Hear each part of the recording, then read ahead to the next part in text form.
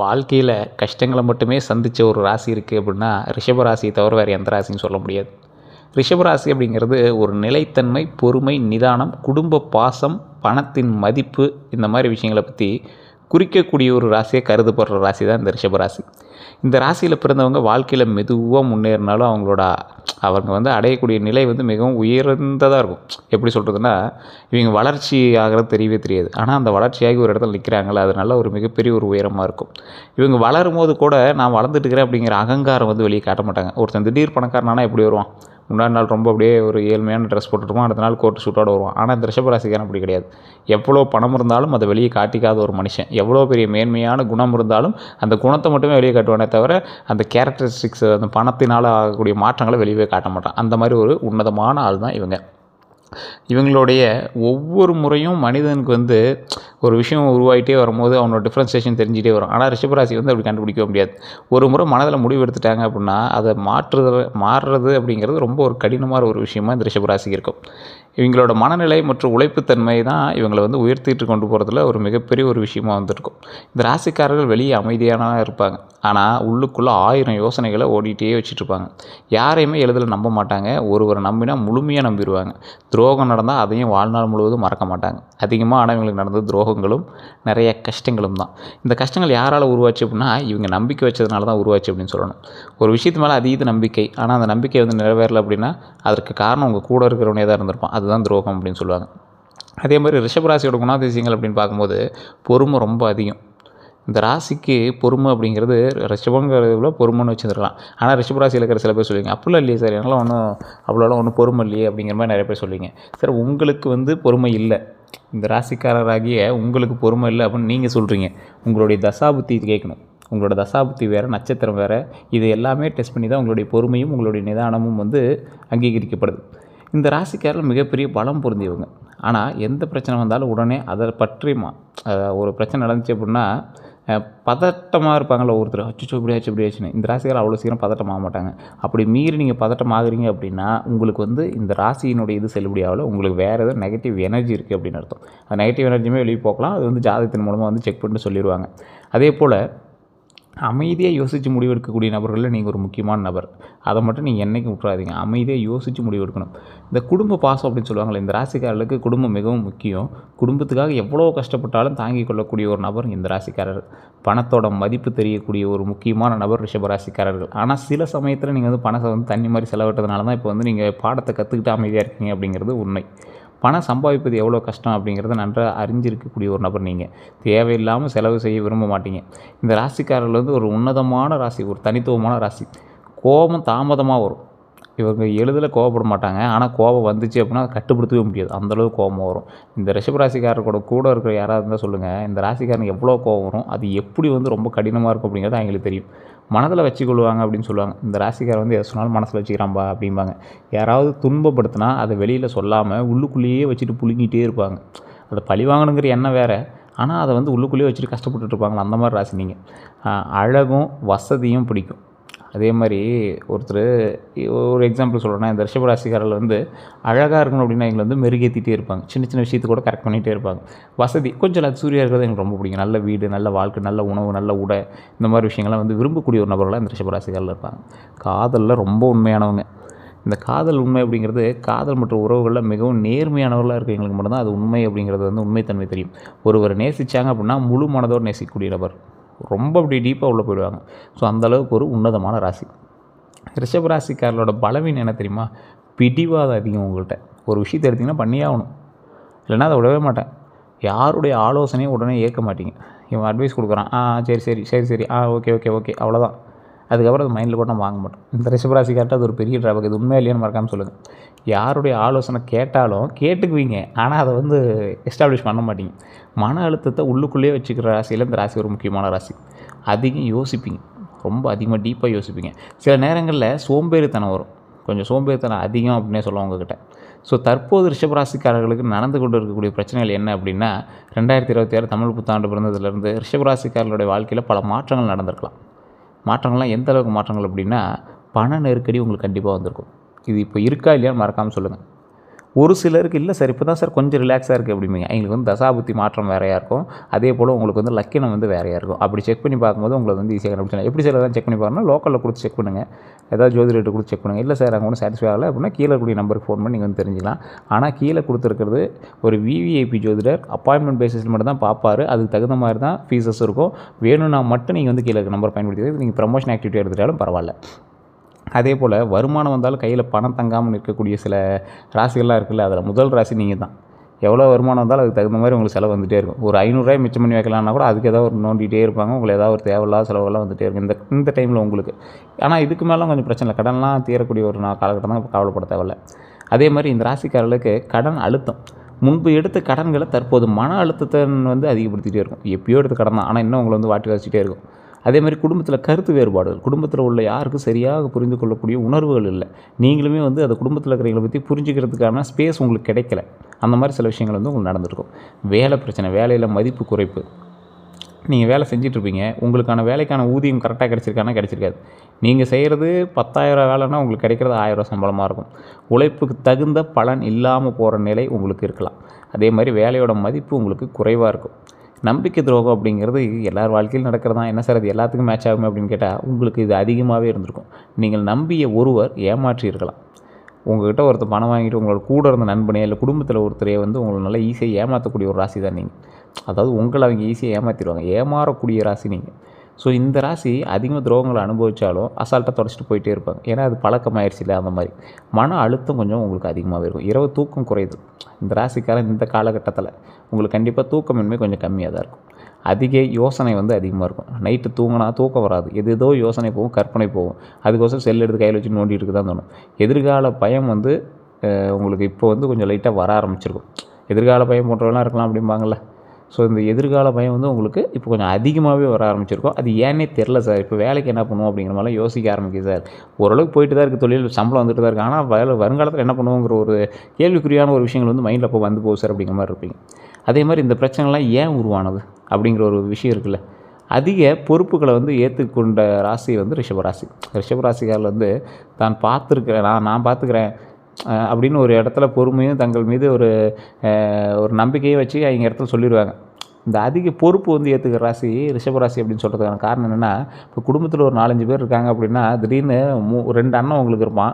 ஆனால் 3வது பையனாக இருப்பீங்க, இல்லை நீங்கள் 2வது பையனாக இருப்பீங்க. நீங்கள் வந்து குடும்பத்தை நான் பார்த்துக்கிறேன் அப்படிங்கிற மாதிரி சொல்ல ஆரம்பிச்சிடுவீங்க. சொன்னோன்னே என்ன ஆகும், அந்த குடும்பத்தோட ஒட்டுமொத்த பாரமும் உங்ககிட்ட இருந்திருக்கும். அப்போ என்ன ஆகுது, ரிஷபராசிக்காரர்கள் நான் பார்த்துக்கிறேன் அப்படின்னு சொல்லக்கூடிய எல்லா பொறுப்புகளையும் தங்கள் மீது ஏற்றுக்கிறாங்க. அப்போ என்ன ஆகுது, அது வந்து அதீத பொறுப்புகளை ஏற்றுக்கொள்ளக்கூடிய ஒரு தருணமாக மாறுது. உங்களுக்கு ஸ்ட்ரெஸ் அதிகமாகுது. இதுதான் ஒரு காரணமாக கூட இருக்கலாம். அதே மாதிரி யாரையுமே மறுக்க முடியாமல் நீங்கள் வந்து சரிப்பா நீ சொன்னால் ஓகே பண்ணி தான் ஆகணும் அப்படிங்கிற மாதிரி மாட்டிக்கிறதுனால பல விஷயத்தில் மாட்டிக்கிங்க. பலருக்கு உதவி செஞ்சுருப்பீங்க, ஆனால் அவர்கள் வந்து திருப்பி உதவாமல் போயிருக்கலாம். உதவி வந்து நிறையா நீங்கள் செஞ்சுருப்பீங்க, ஆனால் அந்த ஆள் வந்து திருப்பி உங்களுக்கு உதவி இருக்க மாட்டான். நீங்கள் எதிர்பார்த்து நீங்கள் ஒன்றும் செய்யலை, அவன் வந்து திருப்பி செய்யணும் அப்படின்னு எதிர்பார்த்து நீங்கள் செய்யலை. ஆனால் ஒரு வேளை அவன் வந்து அது மனசில் வச்சுக்கிட்டாவது இவங்க வந்து செஞ்சாங்க அப்படிங்கிற ஒரு விஷயம் உங்களுக்கு தோணுச்சுன்னா கூட கொஞ்சம் ஒரு மனசுக்கு திருப்தியாக இருந்திருக்கும்ல. அவன் அன்றைக்கி நன்மை செஞ்சான், அவன் நம்ம வந்து ஓரளவுக்கு நினச்சாவது பார்க்கணும் அப்படின்னா அவன் நினச்சானா நம்மளுக்கு எவ்வளோ சந்தோஷமாக இருக்கும். ஸோ அதுதான் மெயின். அது வந்து அப்படி அவன் நினைக்க மாட்டான். அவங்ககிட்ட தவறான நம்பிக்கையோடு பணம் கொடுத்தவங்க யாரும் திருப்பி தரமாட்டாங்க உங்ககிட்ட. ஒரு சிலரை சொல்கிறேன், எல்லாரையும் நான் சொல்லலை. அதே மாதிரி குடும்ப செலவுகள், வீடு, குழந்தை, மருத்துவம், வியாபாரம் போன்ற காரணங்களால் செலவுகள் அதிகரிக்கக்கூடிய சில நாட்களாகவும் உங்களுக்கு அமைதுங்க. திடீர் முடிவுகள் அப்படின்னு பார்த்தா சில முதலீடுகள் வந்து எதிர்பாராத பலனை வந்து தராமல் போயிருக்கலாம். அதாவது சில முதலீடுகள் அப்படின்னா நீங்கள் எந்த அளவுக்கு முதலீடு போகிறீங்களோ அந்த அளவுக்கு சொல்கிறேன். அதே மாதிரி கடன் பிரச்சனை இப்போது அதிகமாக இருக்கா, குறைய ஆரம்பிச்சிருக்கா, இதுதான் உங்களுக்கு ஒரு மெயின் பாயிண்ட்டாக இப்போ வந்து போய்ட்டுருக்கும்.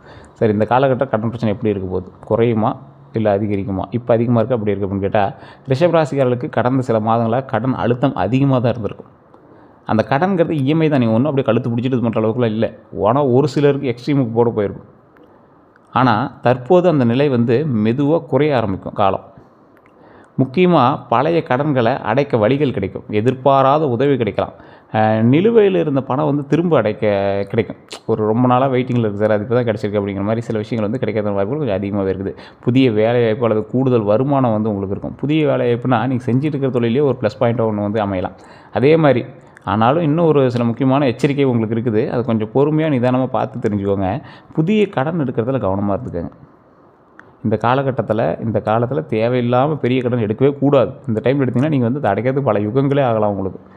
ஸோ கடன் பிரச்சனை எப்படி தீரும்? செலவை கட்டுப்பாடுங்க. செலவு வந்து நீங்கள் எந்தளவுக்கு கட்டுப்படுத்துறீங்களோ அந்தளவுக்கு வந்து முதல்ல தேவையில்லாத செலவுகளை வந்து நிறுத்துறதுக்கான வழியை பாருங்கள். அதுதான் உங்களுக்கு மெயின். ஒரே நேரத்தில் எல்லாம் தீர்க்க முடியாது. அதை வந்து நல்லா ஞாபகம் வச்சுக்கோங்க. ஒரே நேரத்தில் எல்லாமே தீர்க்க முயற்சிக்காதீங்க, மாட்டிக்குவீங்க. ஒவ்வொரு கடனாக திட்டமிட்டு அடைக்கிறதுக்கான வழியை பாருங்கள். அதே மாதிரி நண்பர்களை விட குடும்ப ஆலோசனை கேளுங்க. நீங்கள் வந்து அதிகமாக நட்போட்டார்கள் அதிகமாக கொண்ட ராசி ரிஷபராசி. இதை பண்ணலாமா அதை பண்ணலாமாம்பா, அப்படி இல்லை நான் ஹெல்ப் பண்ணுறோமா, ஆனால் கண்டிப்பாக ஹெல்ப் பண்ண மாட்டாங்க, மாட்டிக்குவீங்க. நண்பர்கள் சொல்வதை விட குடும்பத்தினுடைய கருத்துக்கள் நல்லது உங்களுக்கு. அதை மைண்டில் நல்லா ஞாபகம் வச்சு அடுத்த ஸ்டெப் எடுக்க ஆரம்பிங்க. சேமிப்பை தொடங்குங்க. சிறிய தொகை இருந்தாலும் தினசரி சேமிக்க ஆரம்பிங்க. சார் டெய்லி 100 200 எடுத்து வைக்கிறேன் சார், ஒரு இஎம்ஐக்கே உங்களுக்கு பற்றும். ஒரு இஎம்ஐ உங்களால் கவர் பண்ண முடியும். மன அமைதி முக்கியம். பயம் அதிகமானால் தீர்வு கிடைக்காது, தீர்வு தெரியாது. அமைதியாக இருந்தாலே வழி கிடைக்கும் அப்படிங்கிறத மைண்டில் நல்லா ஞாபகம் வச்சுக்கோங்க. எந்த தெய்வத்தை வணங்கினா நல்லது அப்படின்னா, ரிஷபராசிக்காரர்களுக்கு தற்போது கீழ்கண்ட தெய்வங்களை வந்து நான் சொல்கிறேன். அதாவது ஒரு எக்ஸாம்பிள் சொல்லுவாங்க, குலதெய்வம் அப்படிங்கிறது ஒன்று, அதே மாதிரி உங்களோட கிராமப்புறத்தில் இருக்கக்கூடிய தெய்வங்கள் ஒன்று. ஸோ இப்போ நான் சொல்கிற லிஸ்ட்டெல்லாம் வந்து இப்போ நான் எடுத்து வச்ச லிஸ்ட்டு நான் அப்படியே சொல்கிறேன், ஞாபகம் வச்சுக்கோங்க. ஃபஸ்ட்டு உங்களோட குலதெய்வம், ஓகேவா? இஷ்ட தெய்வம்னு ஒன்று வழிபடுவீங்க. அது உங்களுடைய குலதெய்வமாக இருக்கலாம், உங்களுடைய தாய் தந்தையினுடைய குலதெய்வமாக இருக்கலாம், உங்களுடைய தாயினுடைய குலதெய்வமாக இருக்கலாம், இல்லை உங்களுக்கு ஃபேவரட்டான முருகர், விநாயகர் அந்த மாதிரி தெய்வங்களாக இருக்கலாம், ஆஞ்சநேயராக இருக்கலாம். ஸோ இந்த மாதிரி இஷ்ட தெய்வ வழிபாடு ஃபஸ்ட்டு. அதுக்கு அடுத்தது மகாலட்சுமி வழிபாடு. இதை நல்லா ஞாபகம் வச்சுக்கோங்க, நோட் பண்ணிக்கோங்க. இதுவுமே உங்களுக்கு செல்லுபடி ஆகலை அப்படின்னா, இப்போ நான் சொல்கிறேன்னா வந்து உங்களுக்கு 60% தான் பொருந்திருக்கும். இல்லை சார் ஓரளவு தான் பொருந்திருக்கு, நான் வந்து ஃபுல்லாகவே நான் வந்து ஜாதகம் பார்க்கணும்னா கீழே இருக்கக்கூடிய நம்பர் பயன்படுத்தி உங்களுடைய பிறந்த நேரம், பிறந்த தேதி, பிறந்த ஊர் சொன்னீங்க அப்படின்னா A to Z கம்ப்ளீட்டாக வந்து உங்களோட கருத்துக்களை எல்லாத்தையுமே நாங்கள் வந்து செக் பண்ணிட்டு உங்களுடைய ஜாதகத்தை எல்லாத்தையுமே பார்த்துட்டு, உங்களுடைய மேனுவல் புக்குங்க அது. நீங்கள் வந்து கிரியேட் ஆகும்போது உங்களோட மேனுவல் புக்கு உங்களை இப்படி தான் பயன்படுத்தணும் அப்படிங்கிறது தான் அந்த ஜாதகமே. ஸோ அதை செக் பண்ணி பார்த்துட்டு தீர்வுகள் சொல்லிடுவாங்க. ஒரு விவிஐபி ஜோதிடர் தான், கிட்டத்தட்ட 5 லாங்குவேஜில் ஜோதிடம் பார்க்கக்கூடியவர். அதுக்கு தகுந்த மாதிரி தான் ஃபீஸஸ் இருக்கும். அப்பாயின்மெண்ட் பேசிஸில் மட்டும்தான் உங்களுக்கு வந்து அப்பாயின்மெண்ட் கொடுப்பாங்க. உங்களுக்கு வேணும்னா மட்டும் நீங்கள் வந்து அந்த நம்பரை பயன்படுத்தி நீங்கள் வந்து ஃபோன் பண்ணிக்கலாம். ஃபோன் பண்ணி அல்லது வெளிநாட்டில் இருக்கீங்க அப்படின்னா வாட்ஸ்அப் மூலமாக நீங்கள் வந்து தொடரலாம். அதே மாதிரி பண வரவு அதிகரிக்கக்கூடிய ஒரு காலகட்டமாக இந்த காலகட்டம் அமையிறதுக்கு முக்கியமான ஒரு வழிபாடு மகாலட்சுமி வழிபாடு. வெள்ளிக்கிழமையில் தீபம் ஏற்றி வழிபடுவது ரொம்ப நல்லது. பண வரவு அதிகரிக்கும், வீடு அமைதியில் கிடைக்கும், வீடு வந்து அமைதியாக இருக்கும், சந்தோஷம் இருக்கும், நிம்மதி இருக்கும், கடன் சுமை குறையும். இதெல்லாம் மகாலட்சுமி வழிபாடு பண்ணிங்க அப்படின்னா தான் முடியும். வெள்ளிக்கிழமையில் தீபம் ஏற்றி வழிபடணும். முருகர் வழிபாடு செவ்வாய்க்கிழமையில் முருகர் கோயிலுக்கு போக செல்வது ரொம்ப நல்லதுங்க. இந்த ராசிக்காரர் வந்து செவ்வாய்க்கிழமை முருகர் கோயிலுக்கு போயிட்டு வாங்க. பக்கத்தில் சின்ன கோயில் தான் சார் இருக்குது, போயிட்டு வாங்க, ஒன்றும் பிரச்சனை இல்லை. பலன் என்னென்ன அப்படின்னா, எதிரிகள் வந்து விலகுவாங்க, தைரியம் அதிகரிக்கும், வேலை வாய்ப்பு கண்டிப்பாக கிடைக்கும். வேலை இல்லாதவங்க இந்த விஷயத்தை வந்து கண்டிப்பாக ட்ரை பண்ணி பாருங்கள். அதே மாதிரி பெருமாள் வழிபாடு சனிக்கிழமையில் பெருமாள் வழிபாடு வந்து ரொம்ப நல்லது. நெய் தீபம் ஏற்றி வழிபட்டிங்கன்னா இன்னும் ரொம்ப நல்லது. மன அமைதி கண்டிப்பாக கிடைக்கும். மன அமைதி கிடைச்சிச்சு அப்படின்னா யோசிக்கிறதுக்கான ஸ்பேஸ் உங்களுக்கு கிடைக்கும். அதை ஃபஸ்ட்டு நல்லா ஞாபகம் வச்சுக்கோங்க. டக்குன்னு எல்லாமே தீர்ந்துருமா அப்படின்னு கேட்டால், எல்லா பிரச்சனையும் தீர்ந்துருமான்னு கேட்டால் தீர்றதுக்கான வழி பிறக்கும். அப்போ அந்த வழி பிறக்கணும் அப்படின்னா எங்கேருந்து ஆரம்பிக்கணும்? உங்களோட மைண்ட்லேருந்து தான் ஆரம்பிக்கணும். ஸோ மன அமைதி கிடைக்கும், குடும்ப பிரச்சனை வந்து குறையும், தடைப்பட்ட காரியங்கள் நடக்கக்கூடிய ஒரு தருணமாக அமையும். குலதெய்வ வழிபாடு நீண்ட நாட்களாக குலதெய்வ கோயிலுக்கு போகலை அப்படின்னா கண்டிப்பாக இந்த தடவை வந்து போயிட்டு வாங்க. குலதெய்வ வழிபாடு நான் ஃபஸ்ட்டே சொன்னது தான். குலதெய்வ வழிபாடு தான் உங்களுக்கு மெயினாக தூக்கிவிடும். ஸோ தடைகளை நீக்கும், குடும்ப முன்னேற்றம் வரும், அதிர்ஷ்டம் அதிகரிக்கும். நீங்கள் திடீர்னு ஒரு நல்லது நடக்குது அப்படின்னா உங்களோட குலதெய்வத்தினால் மட்டும்தான் இருக்கும். அது நிறையா பேர் தெரியறதில்ல. கிரக அமைப்பும் குலதெய்வத்தினுடைய அருளும் இருந்தால் மட்டும்தான் ஒருத்தருக்கு திடீர்னு லக்கு கிடைக்கும். அதே மாதிரி சார் அடுத்த 12 நாளைக்கு எப்படி இருக்க போகுது? 12 நாளுக்கு அப்புறம் நம்ம அடுத்த வீடியோ போட போகிறோம். ஸோ 12 நாளைக்கு எப்படி இருக்க போகுது அப்படின்னா, நாள் 1 முதல் நாளில் மனக்குழப்பம் உங்களுக்கு குறையும். நீண்ட நாளாக இருந்த குழப்பத்திற்கான ஒரு தீர்வு, ரொம்ப பெரிய குழப்பம் இல்லை, ஓரளவுக்கு மைல்டாக இது பண்ணலாமா வேண்டாமா அப்படிங்கிற மைல்டான ஒரு குழப்பம்லாம் அது தீரக்கூடிய ஒரு குறையக்கூடிய ஒரு காலகட்டமாக இருக்குங்க. அதே மாதிரி 2வது நாள் பண வரவு, பெரிய தொகைலாம் கிடையாது, சிறிய தொகை வருமானமாக கிடைக்கும். 3வது நாள் குடும்ப சந்தோஷம் வந்து நிலைத்திருக்கும். குடும்ப சந்தோஷத்தில் நல்ல செய்தி வந்து சேரும். அதே மாதிரி 4வது நாள் உடல் சோர்வு இருக்கும். உடல் ஓய்வு கண்டிப்பாக தேவை. உடல் ஆரோக்கியம் உங்களுக்கு ரொம்ப தேவை. அதை மட்டும் மைண்டில் நல்லா ஞாபகம் வச்சுக்கோங்க. அது வந்து ஒரு நாள் மட்டும் இல்லை, இனி வரக்கூடிய நாட்களில். அதே மாதிரி 5வது நாள் நண்பனுடைய உதவி கிடைக்கும். நீங்கள் எதிர்பாராத ஒருவர் வந்து உதவி செய்கிறதுக்கு வருவான். வேலை முன்னேற்றம் கிடைக்கும். அடுத்த நாள் 6வது நாள் வேலை தொடர்பான நல்ல தகவல்கள் கிடைக்கும். 7வது நாள் செலவு அதிகரிக்கும், திடீர் செலவுகள் வரலாம், ஆனால் நீங்கள் கொஞ்சம் பொறுமையாக நிதானமாக பண்ணணும். 8வது நாள் மன அமைதி, நீண்ட நாட்களாக இருந்த மன அழுத்தம் குறையக்கூடிய ஒரு நாட்களாக அமையும். 9வது நாள் புதிய யோசனை கிடைக்குது. அதுலேயுமே வந்து பார்த்திங்கன்னா புதிய வருமான வாய்ப்பு பற்றி யோசனை தான் வரும். அது வந்து ஸ்டெப் எடுப்பீங்களான்னு கேட்டால் கிடையாது. அதே மாதிரி தெய்வ அருள் கிடைக்கும், கோவிலுக்கு செல்லக்கூடிய வாய்ப்புகள் கிடைக்கும். 11வது நாள் வந்து பழைய பிரச்சனைக்கான முடிவுகள் கிடைக்கும். நீண்ட நாளாக பிரச்சனைக்கு ஒரு தீர்வு கிடைக்கும் அப்படின்னு வெயிட் பண்ணி இருப்பீங்களா, அந்த நாள் வந்து அப்போ தான் புதிய தொடக்கம் உண்டுங்க. வாழ்க்கையில் புதிய மாற்றம் ஆரம்பிக்கக்கூடிய ஒரு நாட்களாக அமையுது. 2026 இந்த தமிழ் புத்தாண்டுலேருந்து ஒரு நல்லது நடக்கும் நல்லது நடக்கும்னு எல்லா யூடியூப்லேயும் சொல்கிறா சார். எல்லோரும் நியூஸ் சேனலில் போட்டு உட்கார வச்சுருந்தாங்க. 2026 சொன்னாங்க. அப்புறம் தமிழ் புத்தாண்டு பிறந்துச்சு. அது என்ன நடக்க போகுது அப்படின்னா, வாழ்க்கை மீதான சோதனை. நீங்கள் யார் என்று வாழ்க்கை வந்து சோதிக்குது பார்த்தீங்களா, அதெல்லாம் வந்து இந்த காலகட்டத்தில் உங்களுக்கு வந்து சரி பண்ணி கொடுத்துரும். நம்பியவர்கள் வந்து விலகி நிற்பாங்கள்ல, நம்பிக்கையானவங்க நம்பியவர்கள் விலகினார் அப்படின்னு சொல்லுவாங்கள்ல. சிலர் வந்து திடீர்னு உங்கள் வாழ்க்கையிலேருந்து விலகுவாங்க. அதை மட்டும் கொஞ்சம் எச்சரிக்கையாக பார்த்து நிதானமாக இருந்தது பரவாயில்ல. இந்த வருஷத்தில் கொஞ்சம் பார்த்து இருந்துக்கோங்க. பண நெருக்கடி அப்படின்னா, அது வந்து நம்ம முன்ன சொன்னது வந்து விலகுவாங்க அப்படின்னா, ஒரு நண்பர் வட்டாரம் உங்கள்கிட்ட சண்டை போட்டு கூட போகலாம். ஸோ அந்த மாதிரி விஷயத்த சொல்கிறேன். அதேமாரி பண நெருக்கடி, வருமானம் இருந்தும் சேமிப்பு இல்லாமல் போயிருக்கும். ஸோ அந்த விஷயத்தில் மட்டும் கொஞ்சம் கவனமாக இருங்க. மனதிற்கு பிடித்த விஷயங்களில் தாமதமானது. உங்களோட மனசுக்கு ரொம்ப பிடிச்ச விஷயம் வந்து தாமதமாகுது. உங்களுக்கு திருமணமாக இருக்கலாம், குழந்தை விஷயங்களாக இருக்கலாம், அதெல்லாம் சரியாயிடும். நீங்கள் வந்து நினச்ச பல விஷயங்கள் வந்து தள்ளி போயிருக்கலாம். அது எல்லாமே கொஞ்சம் பொறுமையாக நிதானமாக செயல்பட ஆரம்பிக்கும். தனிமை உணர்வு, உங்களை யாரும் புரிஞ்சிக்கல அப்படின்னு ஒரு விஷயம் வந்து ஒரு மைண்டில் ஓடிட்டே இருக்குங்களா, அந்த உணர்வு வந்து கொஞ்சம் அதிகமாகவே இருக்கும் இந்த காலகட்டத்தில் உங்களுக்கு.